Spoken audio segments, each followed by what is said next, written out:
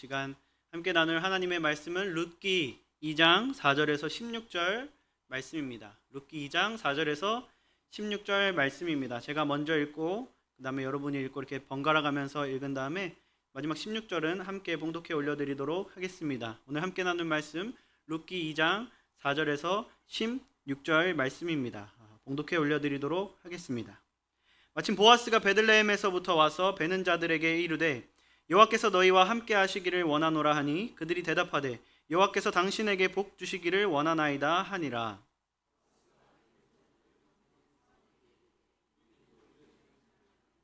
베는 자를 거느린 사환이 대답하여 이르되 이는 나오미와 함께 모압 지방에서 돌아온 모압 소녀인데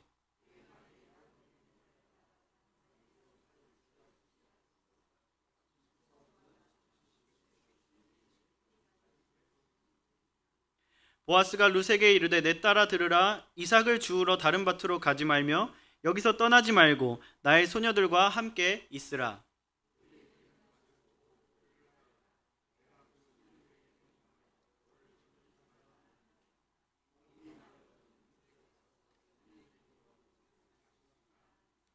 룻이 엎드려 얼굴을 땅에 대고 절하며 그에게 이르되 나는 이방 여인이거늘 당신이 어찌하여 내게 은혜를 베푸시며 나를 돌아보시나이까 하니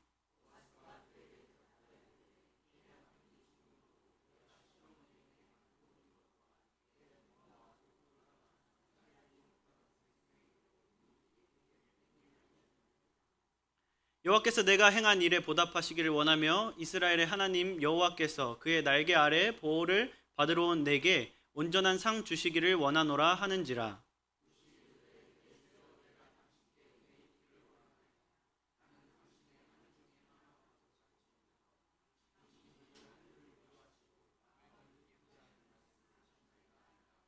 식사할 때 보아스가 룻에게 이르되 이리로 와서 떡을 먹으며 내 떡 조각을 초에 찍으라 하므로 룻이 곡식 빼는 자 곁에 앉으니 그가 볶은 곡식을 주매 룻이 배불리 먹고 남았더라.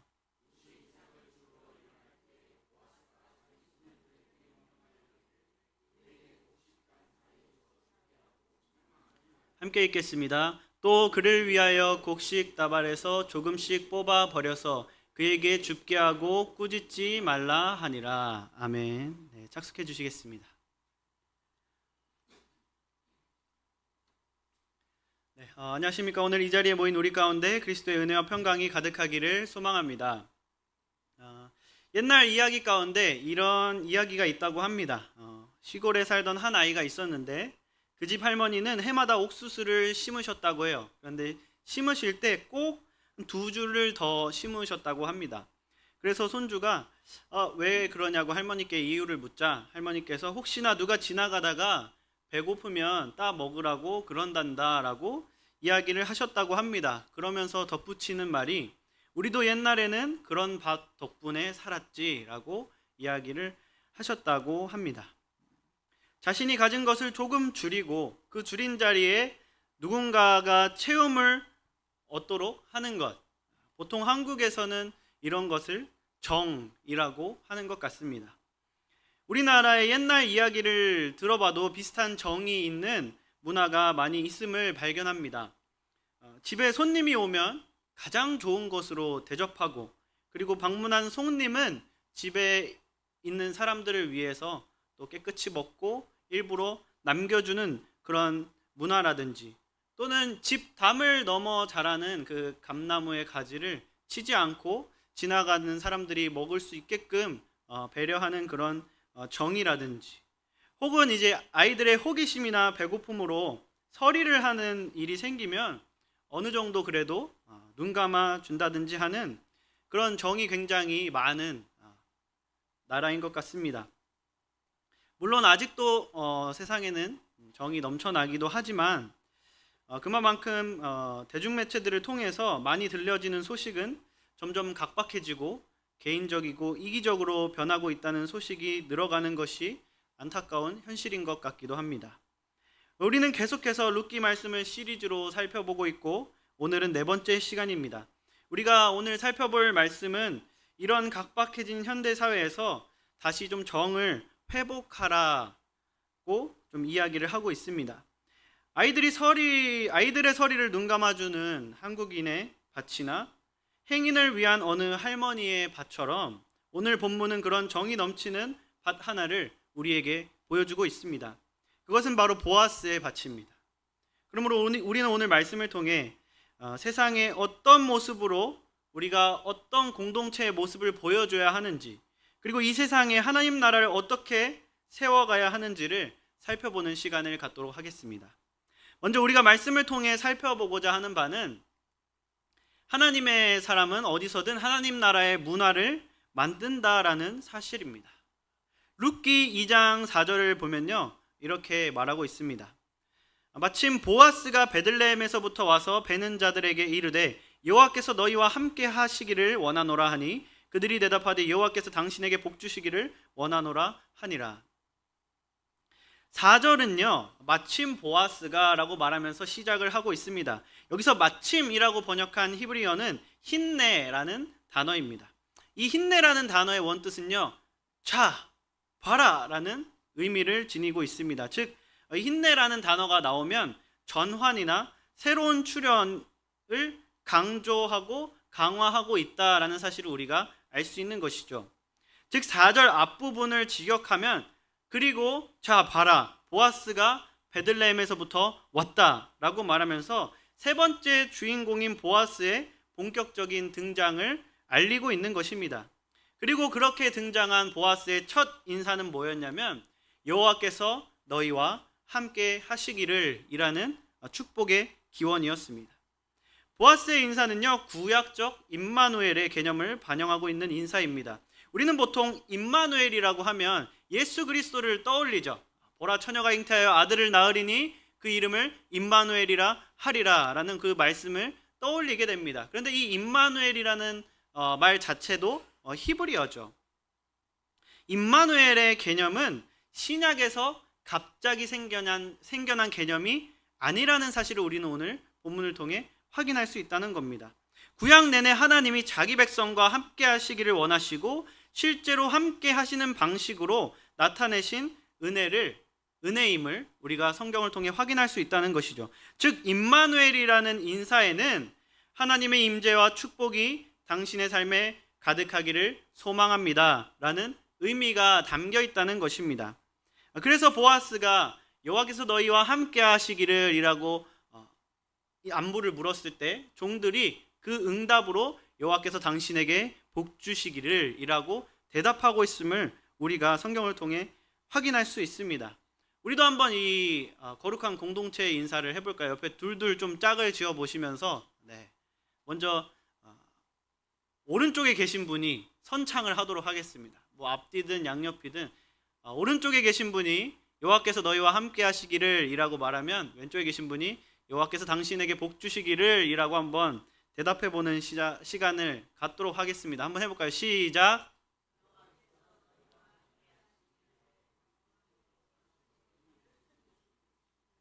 네, 이게 가장 이상적인 하나님 나라의 모형인 룻기의 보아스의 밭에서 하던 인사입니다. 앞으로 우리도 만나면 이렇게 인사하는 것으로 하겠습니다 라고 하면 그렇죠? 힘들겠죠. 아마 외워지지도 않을 거고 생각도 안 날 겁니다. 근데 이제 우리가 아까 얘기했듯이 이 인사를 줄이면 임마누엘이죠. 그래서 서로에게 만났을 때 안녕하세요도 좋지만 임마누엘이라고 인사를 하면 좀 좋지 않을까 생각을 합니다. 그런데 임마누엘이라는 인사도 사실 우리에게는 조금 어색할 수가 있습니다. 하지만 다행히도 오늘 본문이 말하는 보아스의 인사법과 동일한 의미를 지닌 우리에게 굉장히 익숙한 인사법이 있습니다. 여러분 그게 뭔지 아십니까? 그것은 바로 샬롬입니다. 샬롬이라는 인상은 굉장히 많이 흔하게 하는 인사죠. 임마누엘과 샬롬이라는 인사에는 공통점이 있습니다. 그것은 두 인사 모두 공동체의 복지와 안전을 기원하며 하나님 나라의 질서 안에서 살아갈 수 있기를 기원합니다 라는 의미를 지니고 있다는 것이죠.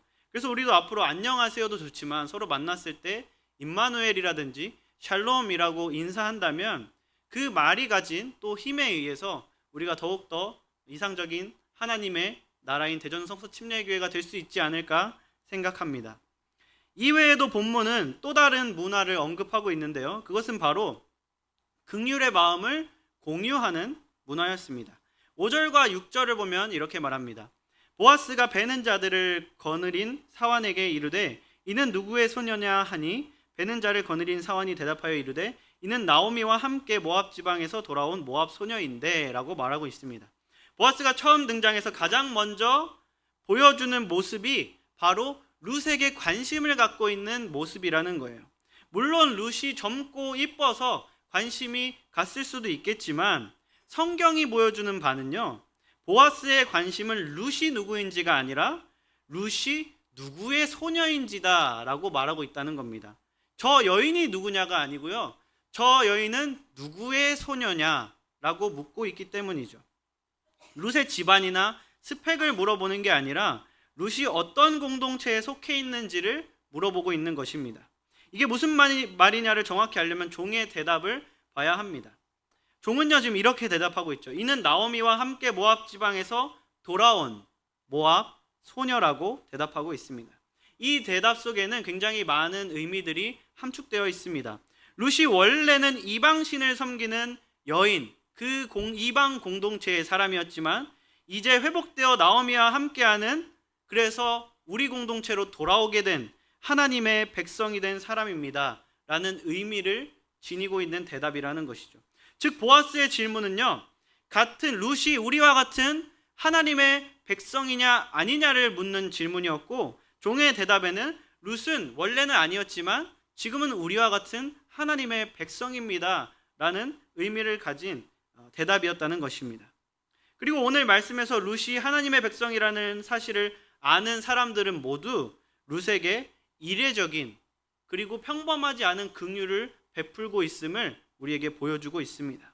7절을 보면요 이렇게 말합니다. 그의 말이 나로 베는 자를 따라 단 사이에서 이삭을 죽게 하소서 하였고 아침부터 와서는 잠시 집에서 쉰 외에 지금까지 계속하는 중이니이다. 지난 시간에 우리가 살펴봤듯이 타락한 사사시대인 룻계 시대에 과부의 이삭 죽기는요 율법에서 보장하라고 했지만, 하지만 현실적으로 사회에서는 허용해주지 않는 각박한 분위기였습니다.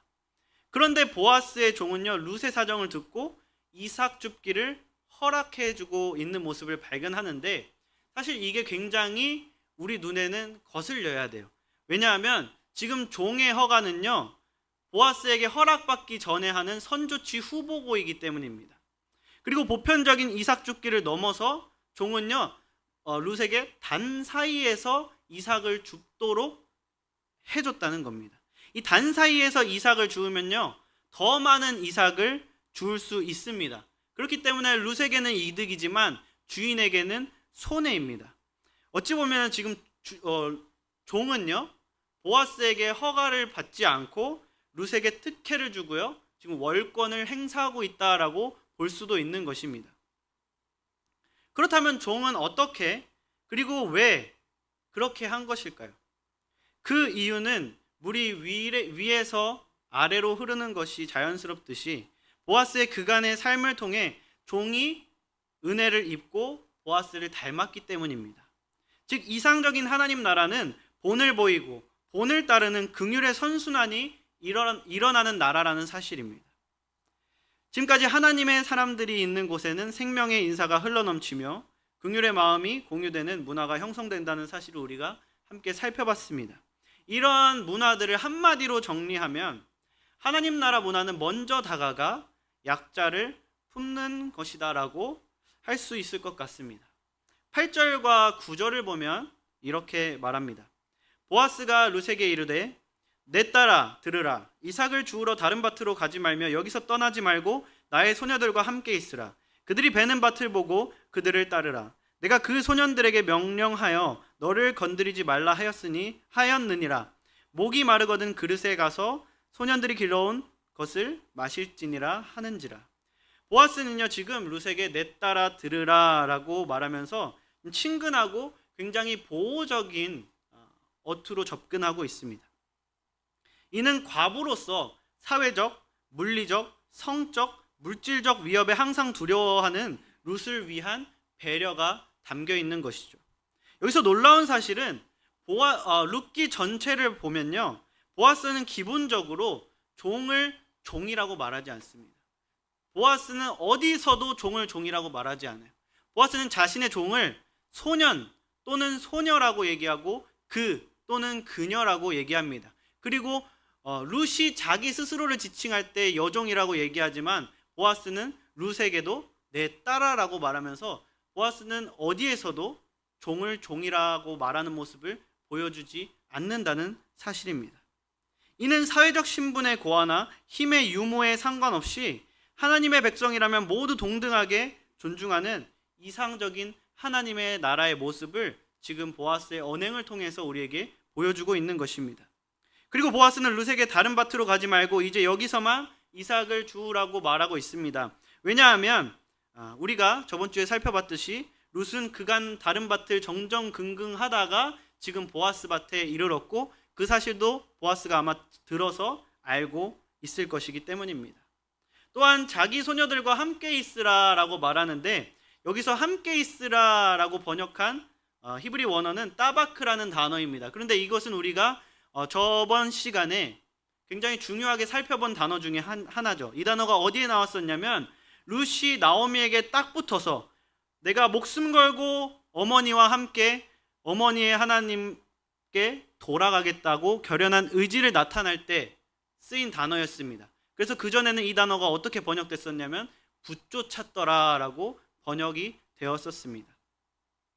즉 지금 자기가 소중하게 보호하는 소녀들과 룻에게 딱 붙어서 그들과 같은 보호를 받으라라고 배려해 주는 모습이라는 것이죠. 그리고 9절을 보면 그들이 베는 밭을 보고 그들을 따르라라고 말하는데 살짝 오해가 있을 수 있습니다. 왜냐하면 우리가 한글 성경만 보면 남성 종들이 베는 밭을 따라서 그 베는 밭을 보고 남성의 종들을 따르라고 이해할 수 있기 때문입니다. 하지만 원어는요 이걸 굉장히 완벽하게 구분을 하고 있어요. 원어를 해석하면 그들이 베는 밭을 보고 그녀들을 따르라라고 이 성의 형태를 완벽하게 구분해서 제시하고 있습니다.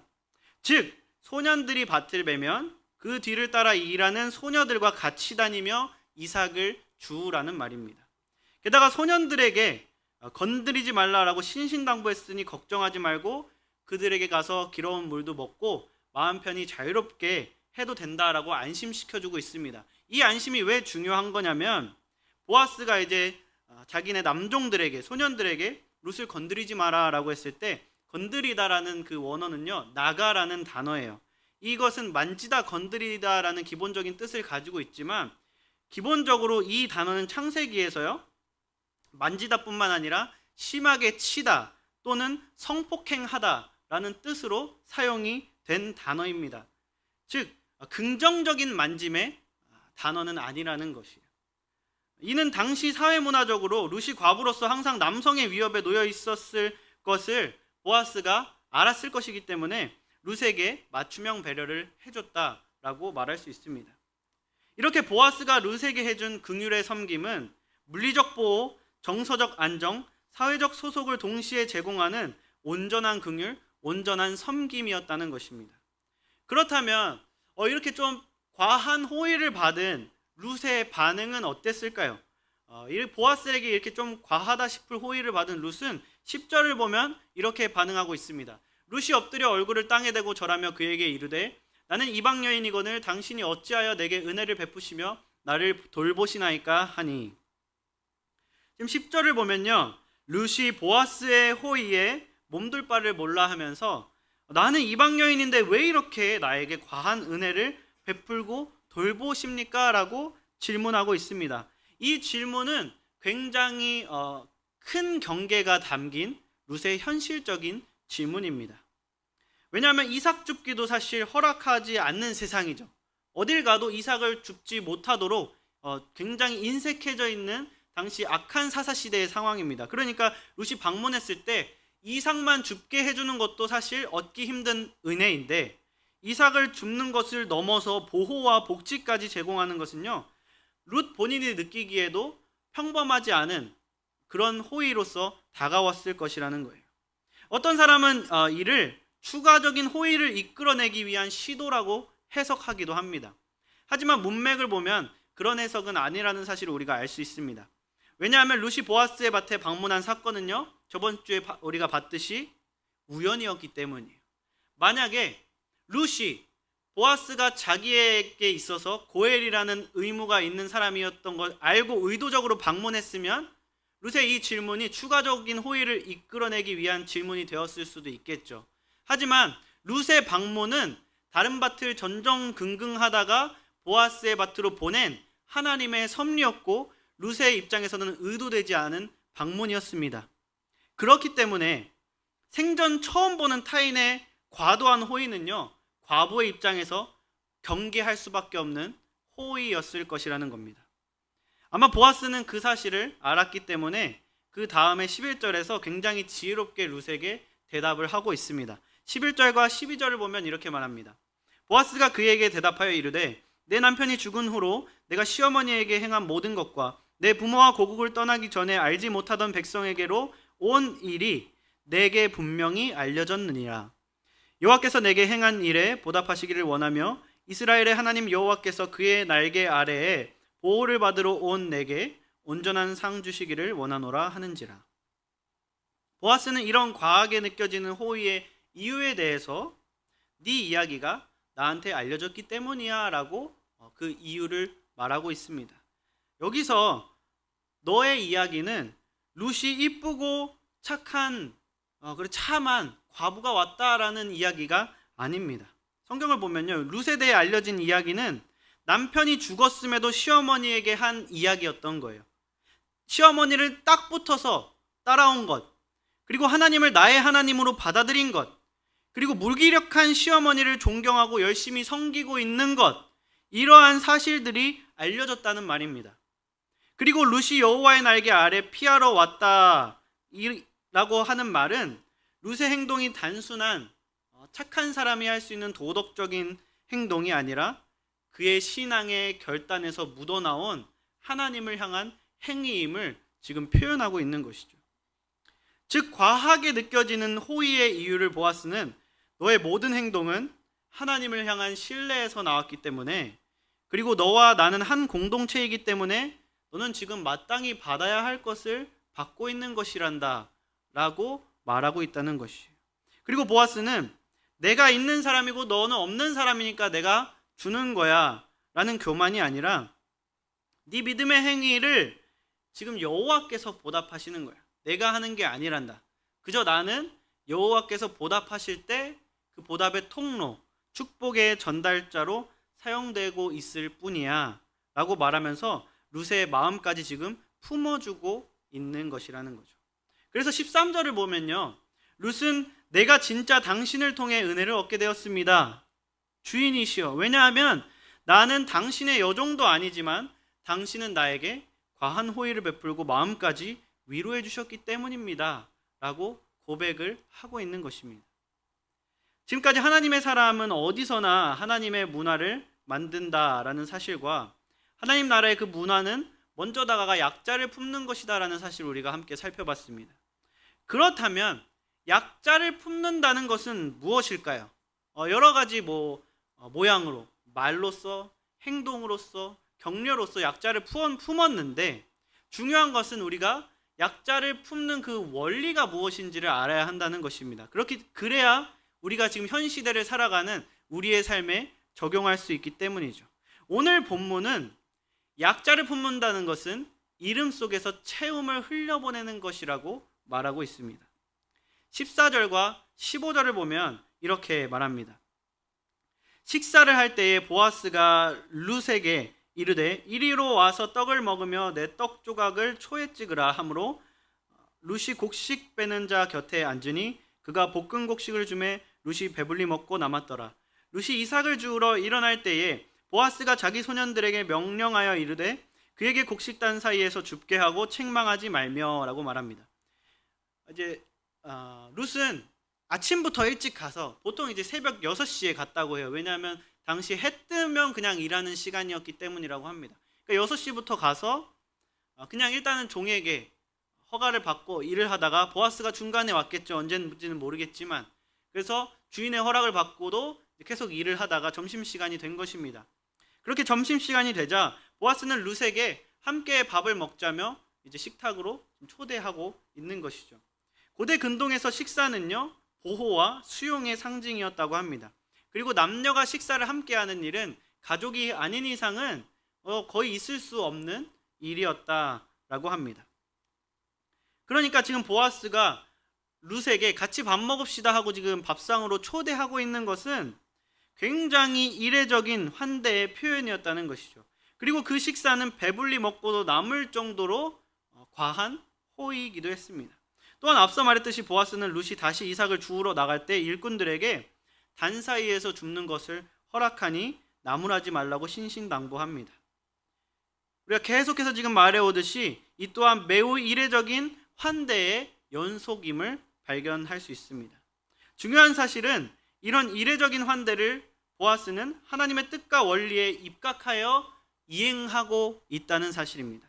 그렇다면 이런 보아스에게 이런 환대를 계속해서 하게 하는 하나님의 뜻과 하나님의 원리는 무엇일까요? 16절을 보면 그 원리에 대해서 설명을 해주고 있습니다. 16절을 보면 이렇게 말합니다. 또 그를 위하여 곡식다발에서 조금씩 뽑아버려서 그에게 줍게 하고 꾸짖지 말라 하니라. 이 16절에 하나님 나라의 원리가 담겨 있는데요. 정확히 이해하려면 원어를 봐야 합니다. 16절을 제가 처음부터 끝까지 직역을 해봤습니다. 16절 히브리어를 직역하면 이렇게 해석할 수 있습니다. 그리고 또한 너희는 곡식단들로부터 그녀를 위해 뽑아서 뽑아버려라. 그리고 너희는 잃어버리고 그녀는 모으게 해라. 그리고 너희는 그녀에게 꾸짖지 말라 입니다. 여기서 중요한 하나님 나라의 원리는요, 너희는 잃어버리고 그녀는 모으게 해라입니다. 이것이 조금 더 힘이 있고 여력이 있는 그리스도인에게 주어진 하나님의 명령이자 하나님 나라의 원리인 것입니다. 여기서 잃어버리다라는 단어의 원어는요, 아짜브라는 단어인데 이 단어는 룻기 1장 16절에서 나오미에게 룻이 시어머니를 떠나라 하지 말라라고 간청할 때 쓰인 단어입니다.